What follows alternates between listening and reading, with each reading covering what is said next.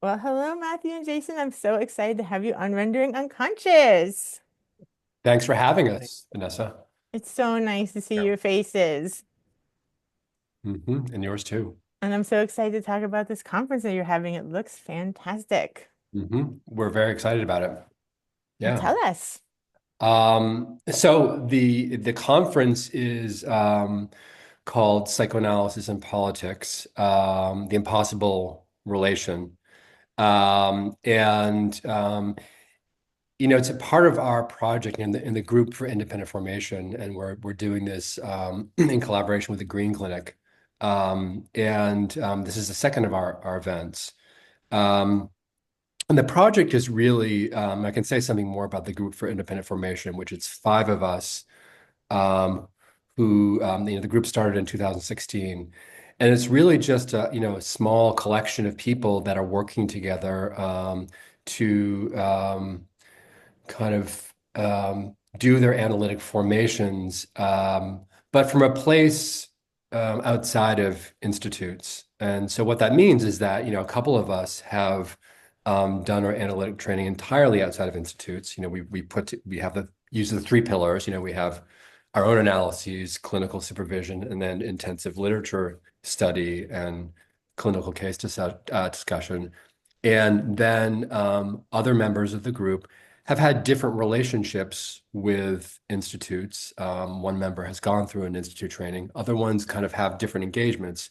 So the point is just it's a platform to have a kind of flexible relationship with the institute, um, and also to have a way of working and a group of some others. As Lacan talks about, you need a group of some others in order to um, do an analytic formation. Um, Platform for each of us to work together and just to follow our own desire in terms of how we work. And so, that's included intensive reading projects, clinical discussion projects. Early on we were bringing in more senior analysts to come work with us on particular projects, which we did. And that what we found is that our process really developed into something very free associative that was quite rich in terms of what we were able to talk about and linking theory with clinical work, our other theoretical constructions, our own personal analyses, and um, it was really quite generative. This chemistry that we've created, and so at a certain point. We decided we want to start to do events as a way of building out a community, as a way of kind of stimulating work in that community, and just to have kind of engagement, and also as an anchor. So we begin for our own work. So we begin by reading and we come up with a conference idea, and then we begin to put together the conference. So this conference started with our reading of Milad and Dolar's paper. Matthew, what's the title? I think it's Freud and the Political, right? Freud in the political. Yeah. Yeah. Which really articulates the kind of close relationship, but also impossible relationship between psychoanalysis and politics.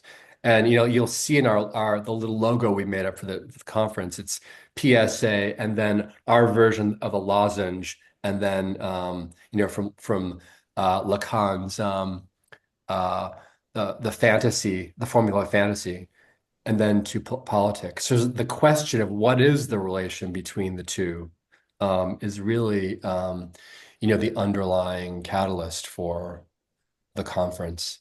And so, our aim is to have a relatively small conference and to have it function psychoanalytically. And so we ask that our panelists and the people we're going to do a couple interviews this year that they not pre-prepare what they're going to say. They come and they speak spontaneously, and that also that everyone in the room, the audience members, we ask them to listen as analysts and not only listen to the content of each panel, but also listen for process and listen across panels.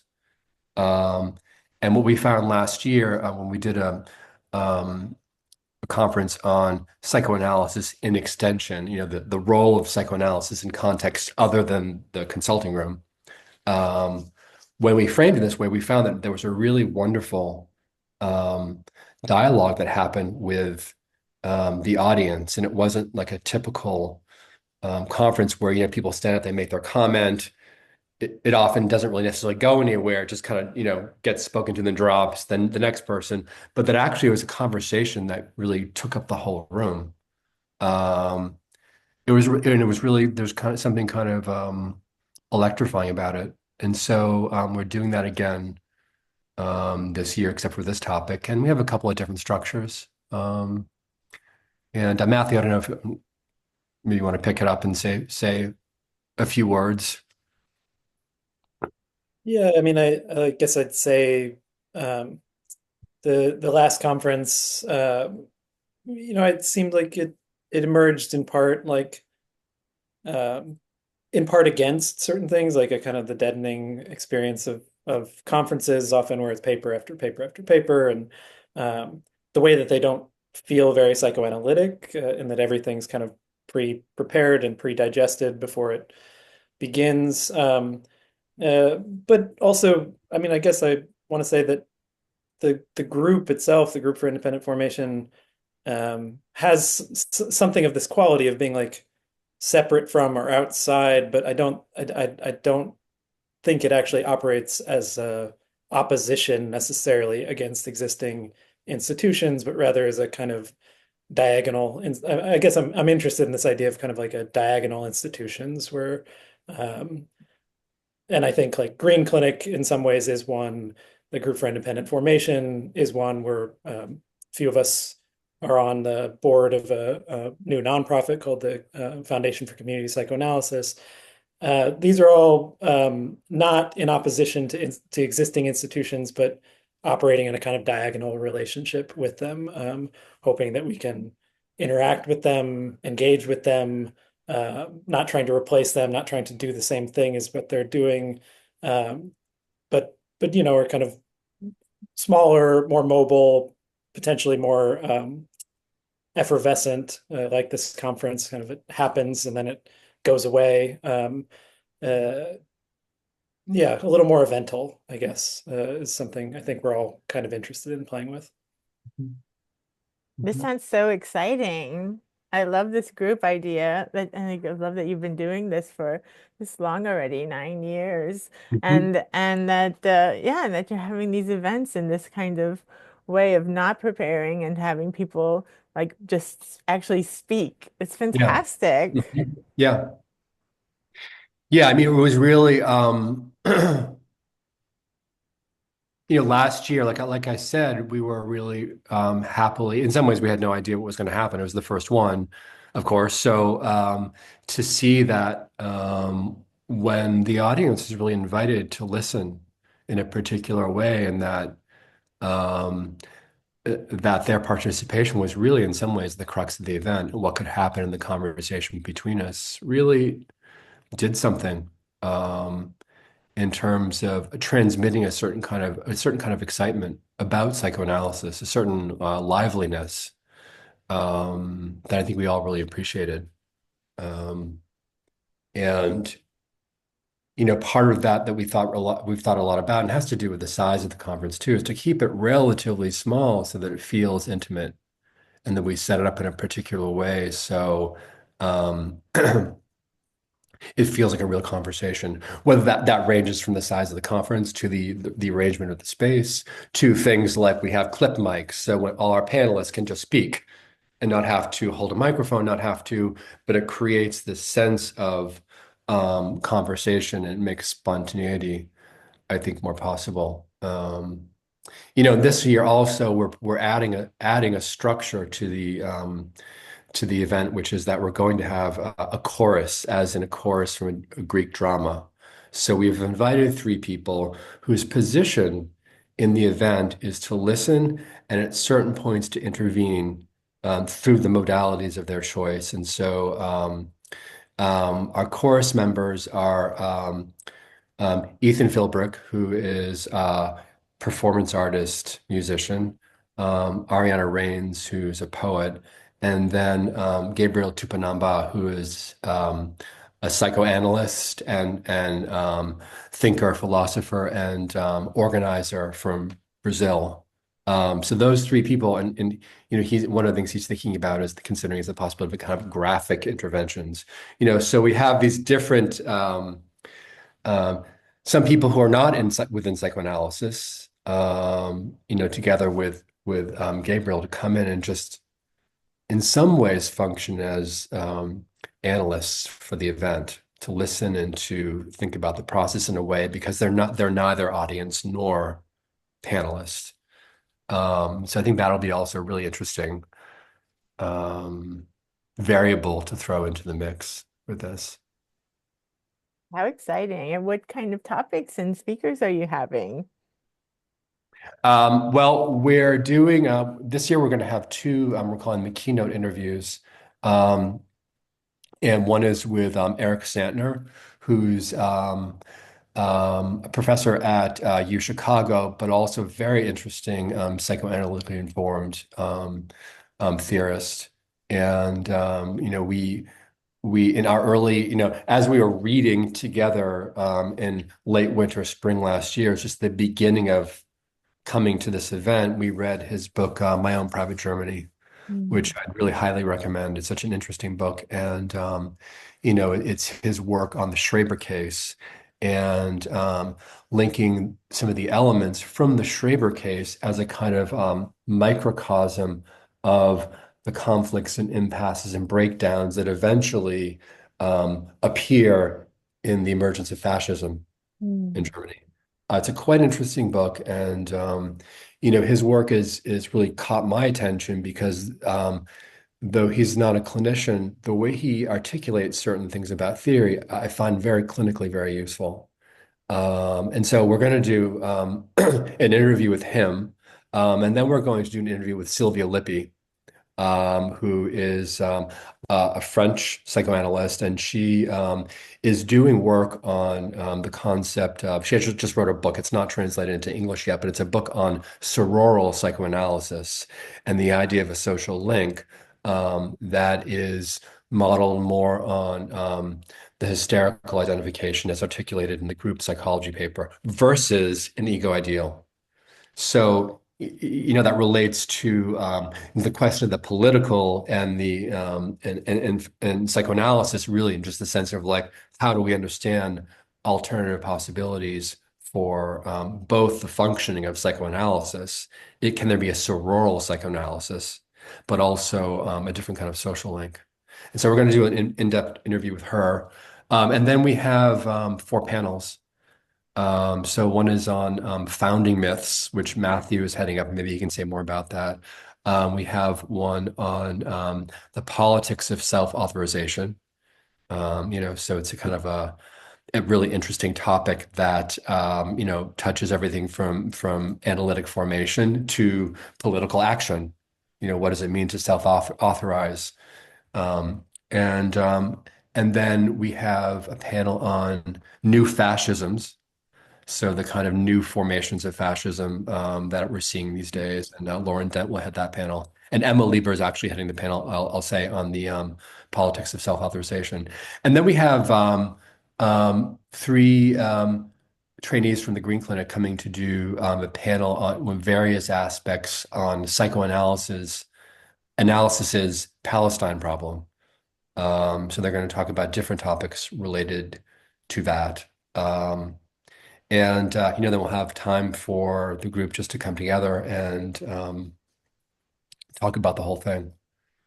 So that's the lineup, and it's going to be a long day on Saturday, then probably half to three-quarters a day on Sunday, February 22nd and 23rd, here in Brooklyn. Yeah.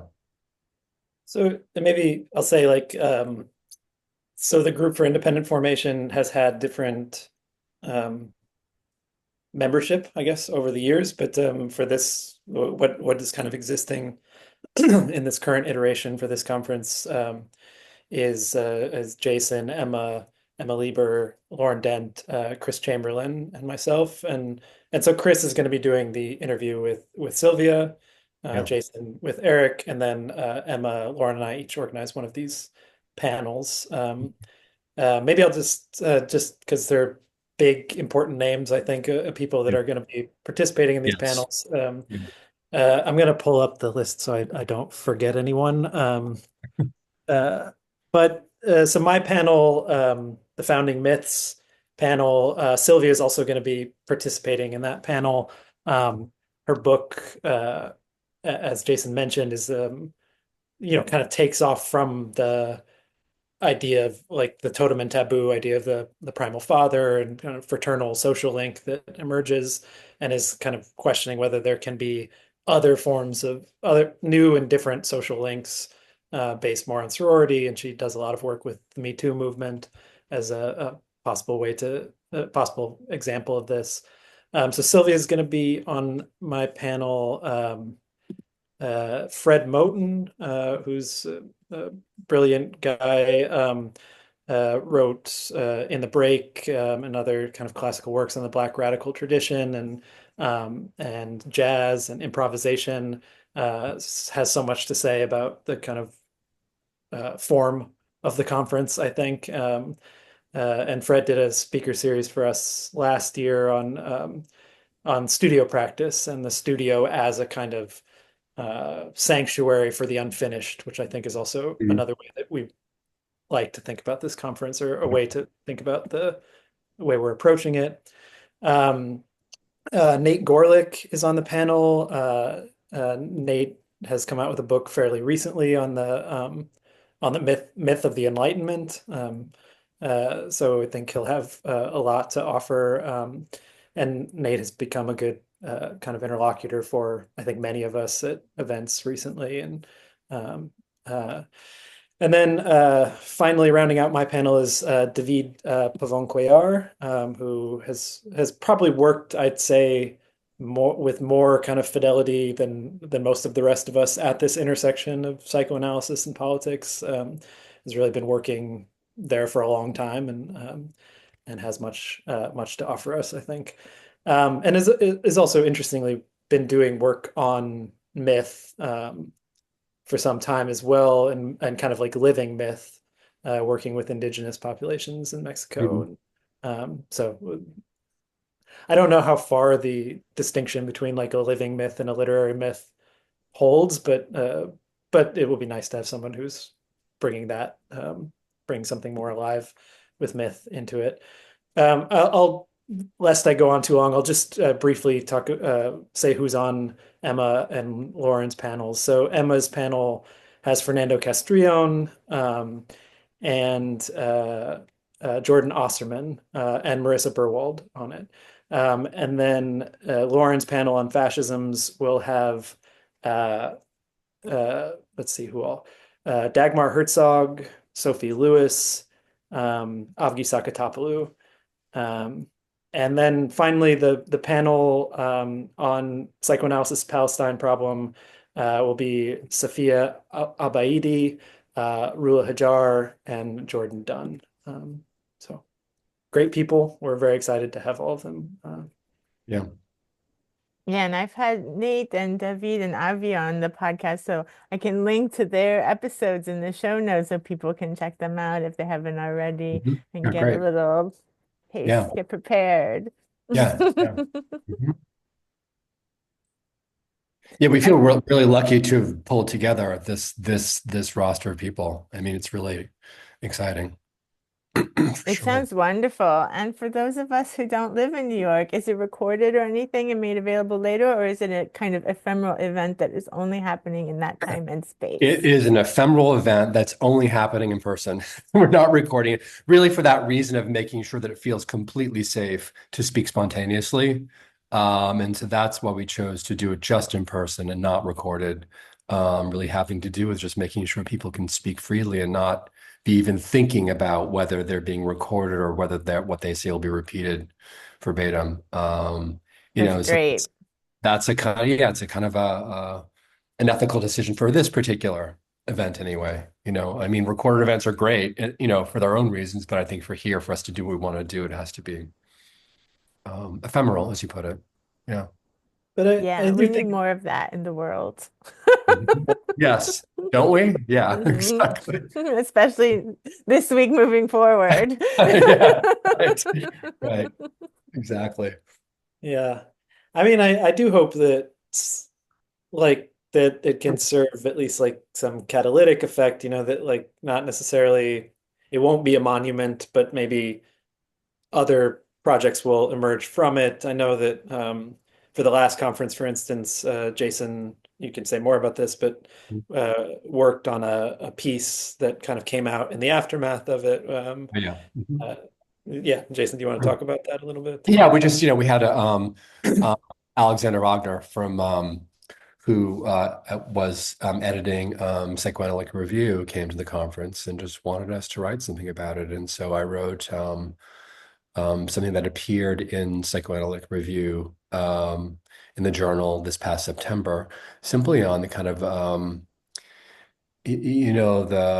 the theoretical underpinnings and clinical underpinnings of our conference project and why we feel it's important to be doing this and what the value of trying to have a conference that is in itself psychoanalytic, that functions psychoanalytically, um, and what the form of the conference. I mean, there's the content of what we're doing, but also just the form and the structure of the conference itself, I think, is capable of transmitting something of the psychoanalytic to attendees, that they carry something with them about the possibility of a process, which to me is actually in a way one of the main things why we might be doing this. And then as companions to the piece that I wrote, Emma Lieber and Olga Poznansky both wrote something because they were on a panel on working with children and adolescents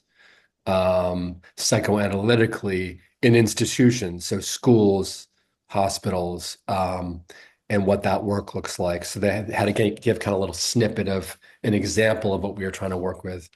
Um, and so, yeah, I think that piece is accessible through, Psychoanalytic Review. So that came out of it, and that was a really interesting thing to really try to write about it after the whole process of doing the conference. Um, Yeah, so maybe something similar will end up happening. We can get a little tidbit that way. yeah, yeah, yeah. We'll see what comes out of it, out of this. I mean, I think that's, if this conference does, is able to just spark people's creativity and desire to make something or do something after it. I mean, I feel that that's a success. However much they remember informationally about the content, if it sparks people to create something, I feel like that's kind of what psychoanalysis aims to do, right? To spark Hmm. creative act or solution or yeah. That's what matters. Yes. Yeah. Mm. Yes. Yeah. It's a bit like one's own analysis, right? That don't remember very much about what was said, and yet it has these effects, and Hmm. the effects move out into the world. Yes. Yeah. Yeah. Um, Absolutely. hmm. Yeah, and I Is- actually realized that we were talking before we started recording about Unbehagen and the podcast feeling like it's my continuation of that kind of spirit, which this sounds Yes. like very much what we were trying to do in the beginning as well. Hmm. And I realized actually today is the anniversary of the podcast. It's actually 7 years old Oh, really? today. Wow. Yeah, I realized I was like, wait, it's Congratulations. January 22nd. It's kind Happy of great to anniversary. have you all here Yeah. because it's like Wow. That's so interesting. original kind of people. Yeah. Yeah. Yeah. Happy birthday. Yeah. Happy birthday, Fantastic. Rendering Yeah. Unconscious. Yeah. Yeah. Um, certainly those early days of Windhagen, were part of the spark that got me thinking about, what would it be to train outside of, to do a formation outside of an institutional structure. And, it took a long time to kind of process through that and to kind of deal with the specters of, if you don't do a formation within an institute, what happens? Are you out in the wilderness on your own? Um, And what about questions of legitimacy? And I think that and what about questions of who do you want to work with and how does that work? So it's been a very interesting process in a way of at least I'm speaking for myself, um, working through questions and transferences into the institution in general, legitimacy in general, and so forth. And coming to find that in fact, to to um, build, a formation process based on, one's own desire and to find a way to connect with people in a community through those sparks of interest that pass from one person to the next, that this has ended up actually being, at least from my perspective, a really viable model for doing this. And I think that the collection of us, we share a kind of interpersonal chemistry that makes our work possible, but also I think we share an ethic about what it means to really to go back again and again to think about what it means to practice with the ethic of psychoanalysis. And that ranges from our clinical work to our events for the public. Um, and it's ended up being, I think, a really rich experience to do it this way. Um, and that's my roundabout way of saying that there was something back in those days of the early days of Unbehagen that kind of I think got a lot of people thinking about a lot of different things. And if you traced a lot of different projects back to some of those early conversations, um, you know. Mhm. Absolutely. And I was actually just thinking about this earlier today. I think because on the listserv, someone had mentioned IPTAR and there was like they do neuropsych evals there. And I was like, that's so great. But it made me think like when Jameson and Michael and I left Nipsey, IPTAR invited us there and so they basically like we just had to take like one class or something and bring one case to termination under supervision, and then we'd like be able to graduate there. And they seemed like a great place, and Jameson and Michael went and did that. But I just couldn't bring myself to do it. I had just been through like 3 years of Nipsey hell, and and with like the chaos there, I just was like, I can't agree to like be underneath some institute's like shoe again. Like it took me so much work to be able to leave Mhm. and support and needed support from others, that I was just like, maybe it will be fine and they'll just graduate me in one, after one class and bring this one case determination. I'm like, or maybe it won't be. And I just couldn't risk it. I was like, training was like pretty kind of traumatic, honestly. So Well, I and think I've that been it really, fine. I think it's really, everyone has to decide how they want to do the formation. And for some people, and I have plenty of close colleagues who are in fact having really positive experiences in institutes. And so, I view it as what, what is the analyst in formation need and what are the structures? So I think people have different relationships to these kinds of structures. And for some, they're really productive. They create something and make something possible. Um, and other people have a different kind of relationship to that. And so I think that even for our members who continue to engage with institutes to do various parts of their formation, I think to be able to approach that, knowing that they also have our group, probably really shifts the experience of the institute. I can't really speak to it directly. That's not what I did. Um, but I think for individuals to really trust their sense of what they need around this question is quite important. Of course, choosing the institute is important as well. But yeah. And I guess like I'm also thinking just that that things don't work kind of no matter how no matter how you do it. Yeah. And I'm kind of thinking of this in relation to our conference, or that well, I guess in a way we're talking about politics now, but I think we're talking very much about like psychoanalytic politics, or um, and perhaps this is like is symptomatic, or like or certainly for me it is that I um, doing this conference is momentous in a particular way, because like politics is what I've wanted to avoid talking about my entire life. It's it's it's the thing I've been trying not to talk about always kind of. Uh, and I think like that's sort of what happened with the last like this conference came out of the last conference in particular ways, right? That the last conference, which was not a conference on politics, but the timing of it happened a week after October 7th. That was, of Mm-hmm. course, not, that happened. And there was something that felt unspeakable, I think, at the conference related to Israel and Palestine. And um, even when we tried to make it speakable, it sort of it could, I don't know, it didn't happen.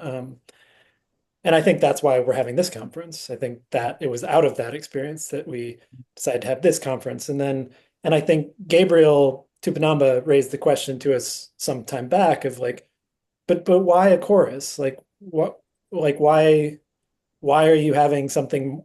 What didn't work in the last conference, or what is this for? You already have a sort of uh, like something symbolic at play. You have like the facilitator, the panelists, and the audience. You already have this kind of tripartite structure. Why do you need something else? And I think, I think it may be because of this, because I don't want to talk about because I'll symptomatically avoid talking about this. I need something else that will make another kind of quarter turn, or another torsion, another uh, and I guess going back to what we were talking about a moment before, yeah, the training or formation, like it doesn't work.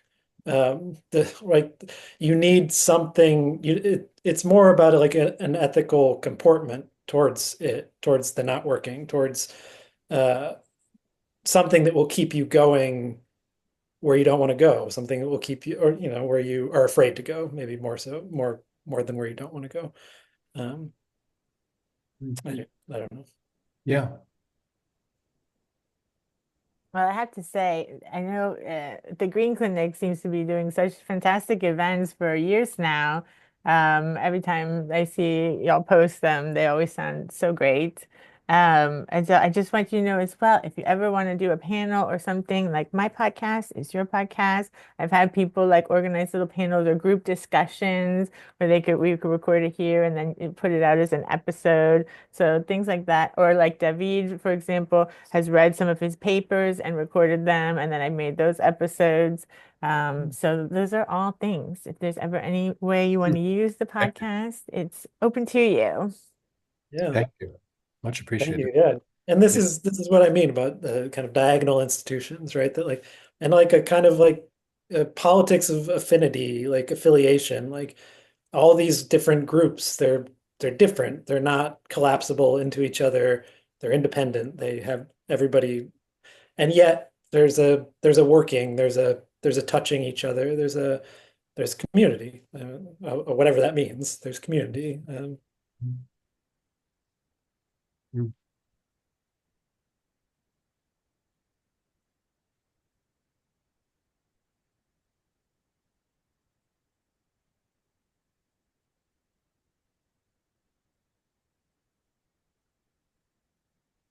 Yeah.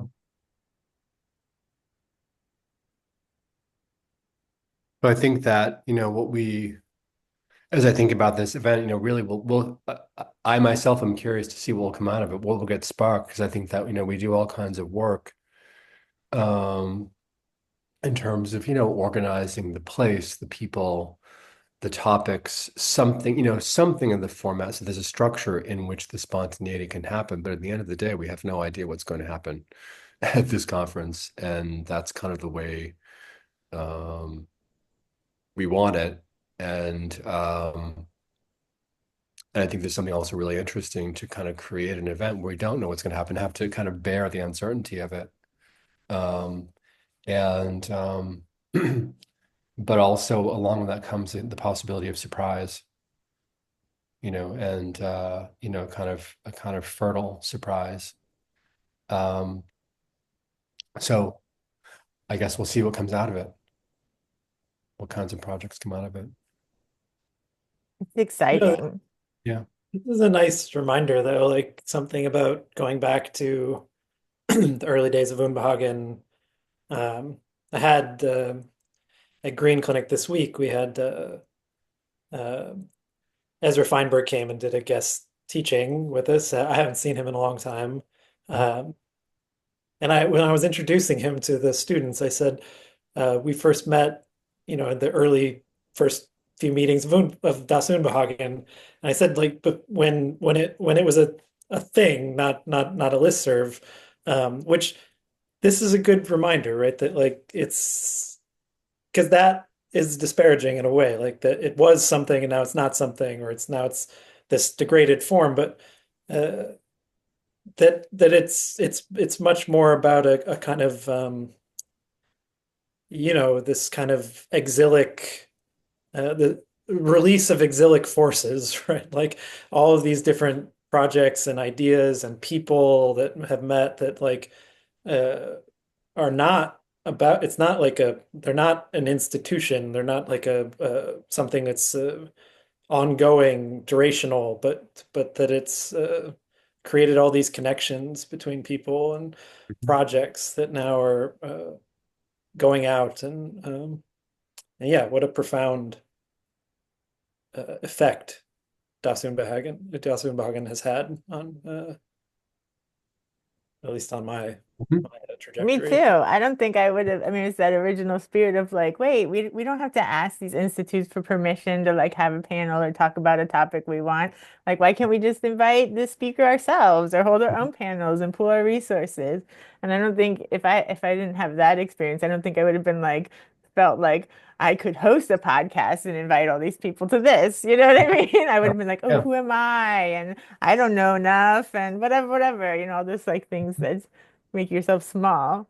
So I Mhm. think it's great to see. I mean, that's what we talked about too in those early days was like, like I remember you, Jason, were like, we shouldn't write anything about it. It should just be like mysterious in this way. Mhm. There shouldn't be Mhm. anything like written down. Mhm. And then like always thinking of like when you organize an event or a conference, like people pull their resources for, like that organizing company should like dissipate after that. And so there's not like the central kind of group doing things all the time. So these sound like very much in the same kind of spirit. So even though Umbahagen is just basically a listserv now, Mhm.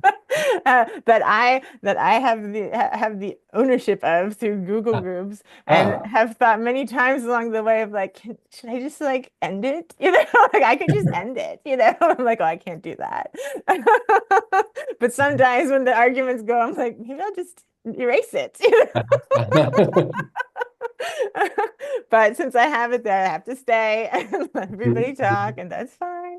Mhm. But yeah, but it is that, but it is a good place still for like resources and things. And for people like me who have no community where they are, it's really nice Yeah, when people yeah, like be like, hey, I need a referral for whatever, yeah, or hey, yeah. there's this group, or just see what It- everyone's it's something doing. else now. It's something else, Yeah, it's something else now. And Mhm. everybody like Jameson has Polson and you're doing this and different people have like branched off and done different things. So yeah, that was the intention. It wasn't like Matthew said to like retain this like rigid order or whatever Yeah, or group. It was just to like m make a place where people could come together and felt that they did have the self-authority to be able to create what they wanted to create or envisioned or had the desire to create. So I yeah. guess it worked. It's so cool. What a In that nice little respect, yeah, anniversary gift. yeah, yeah. Huh, yeah. Huh. Wonderful.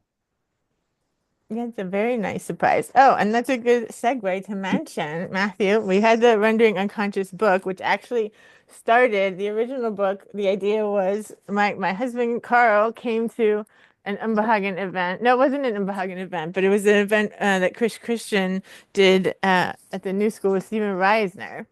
Um, After the first inauguration, actually. So that's also very timely. It was like Yeah, the beginning of interesting. 2017, Yeah. and it was called Crazy Like a Fox, Stephen Reisner's talk, the new school. Michael Moore was there because he was doing that Fahrenheit 11/9 movie.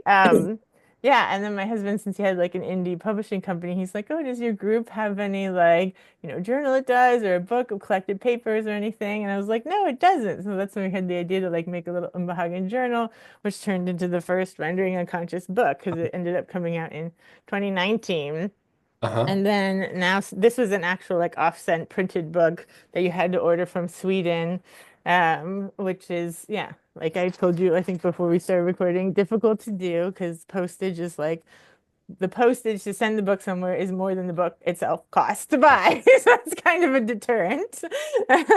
But now it's come out in a new edition, which is we split it into two, Rendering Unconscious Psychoanalytical Perspectives, Volume 1 and 2. And Matthew, you have two papers and one in each volume. So if you send me your address, I will send you these books.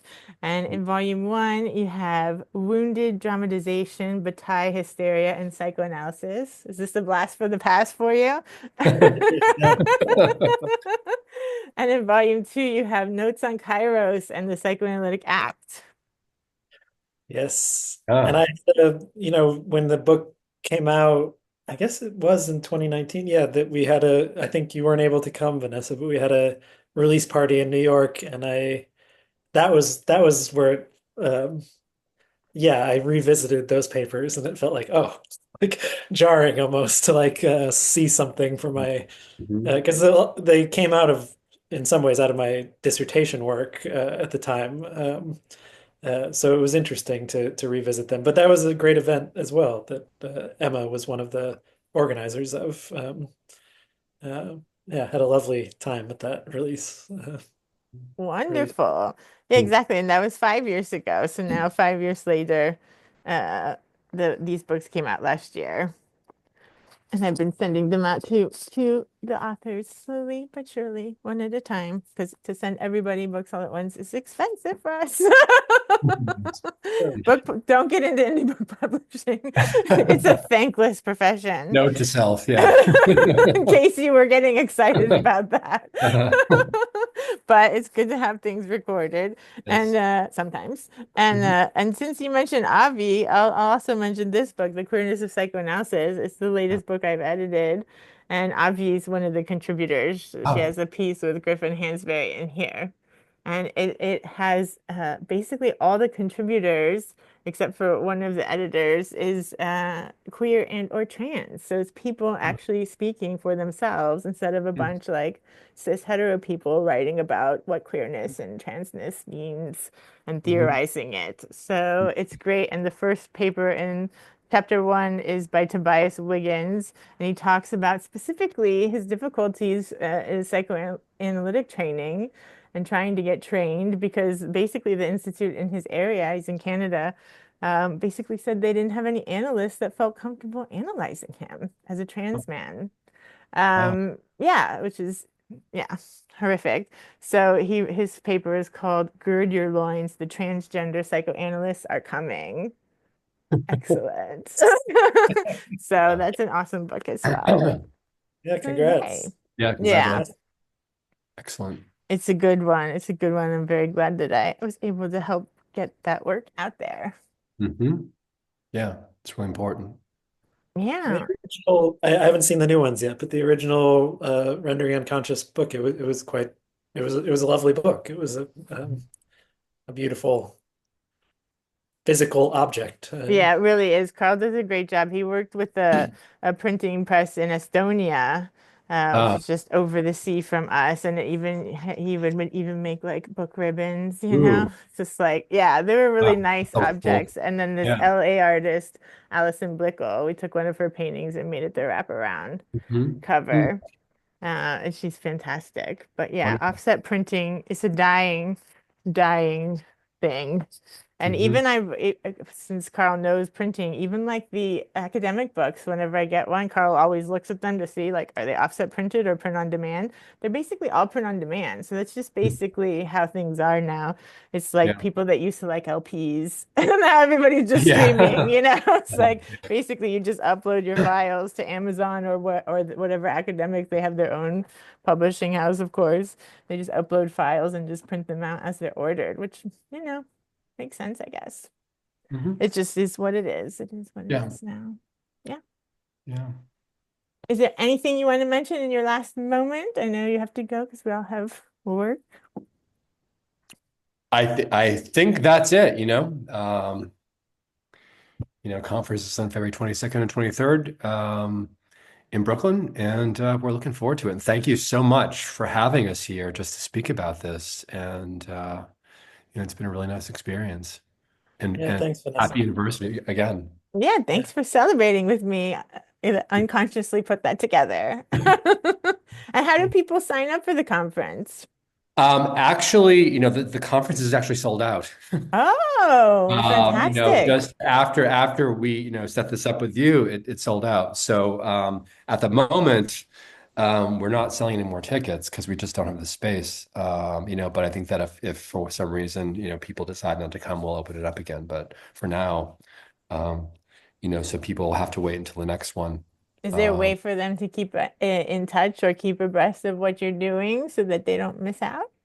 Yeah, I think there is. And what they should do is if people are interested in future events, they can email us at group for independent formation .org, which is our website, which I can and if you do a search on group for independent formation, it'll come up. And there's an event page. There's also a contact page where you can just email us and let us know, and we can keep you in the loop about future events. Wonderful. And next time you have one, come back and we'll talk about it again. Okay, will do. Sounds good. All right. Bye, All All right, right. guys. nice to see All right, you. take care. Bye. Bye. Thank you.